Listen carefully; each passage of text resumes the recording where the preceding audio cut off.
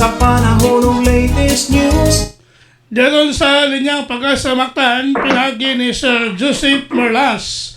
Sir Joseph, mayong adlong Huwebes.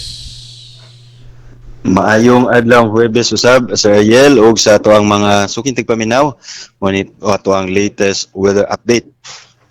Natay duha ka low pressure area nga gimonitor o naani kining LPA sulod sa atoang Philippine Area of Responsibility.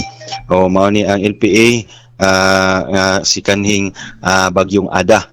Og nahimutang ni dula ni sa may silangan nga utlanan sa atoang Philippine Area of Responsibility, around 1,155 kilometers silangan nga bahin sa may southeastern Luzon. Ang ikaduha nga low pressure area nga atong i-monitor nahimutang ni gawas og layo nga bahin sa atoang landmass o sa atoang PR, nahimutang ni sa 2,000 kilometers silangan nga bahin sa northeastern Mindanao. Ug parehas ning duha ka LPA unlikely o ubos ra ang kigayunan nga mamahimong bagyo o wala ra po na epekto sa bisan sang bahin sa ato ang nasod. Mansud sa 24 oras karong adlaw diri sa Central Visayas, pwede makasanati ani maing tempo sa panahon. Generally fair weather condition in terms sa ato ang kalangitan o in terms sa ato ang mga pagulan. Hayag ra gihapon o partly cloudy to cloudy skies, o kung natay mga pag-ulan kini mga pipila lang, mga patak-patak ug mga lumalabay na mga hinay na mga pag-ulan dala sa amihan. Ug so far itanong mga orasa wala nakita na mga pag-ulan sa bisan sang bahin diri sa Central Visayas.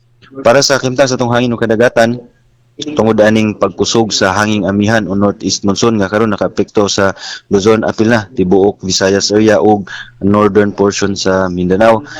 Tungod ani ang silangan nga bahin sa Kabisayaan, ang silangan Kabaybayunan, adunay kusog nga hangin nga gikan sa amin silangan ug adunay baluron nga kahimtang sa kadagatan ug dugang ini natay gale warning nga giisa aning mga eastern seaboards sa Visayas, particularly aning Kabaybayunan sa northern Samar area diha sa northern ug eastern coast ug tibuok Kabaybayunan sa may eastern Samar. Ang nibiling bahin sa Kabisayaan, lakip ng probinsya sa Sugbo, wala ra tay gale warning nga giisa. Apan aduna gyapon tay kasarangan ngadto na sa kusog nga hangin nga gikan sa amin ang silangan ug atuang kadagatan kasarangan ngadto na sa baluron ang kahimtang. Dili gyapon magkumpiyansa tungod aning naikasyon nga pagusog sa hangin ug atong pagbalod. Dili magkumpiyansa, magpabiling magbinantayon, magmampingon atong mga kisunan labi na nag-iya og gagmay sa kayang pandagat. Ato ang temperatura karon is magduwa lang sa 25 to 30 degrees Celsius. So katong harang adlaw musubang ni karong alas 6 city sa buntag.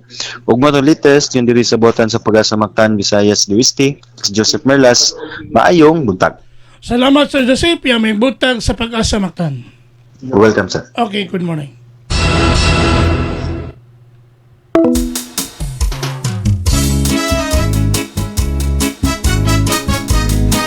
Inyo gadabate ang atong dagan sa kahimtang sa panahon nining adlaw nga Huwebes, pizza 22 bulan sa Enero tuig 2026.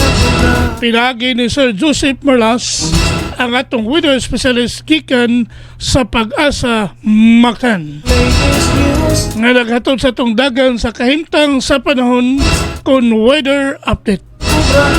Salamat kayo sa Pag-asa Mactan ug mayong buntag kanatong tanan.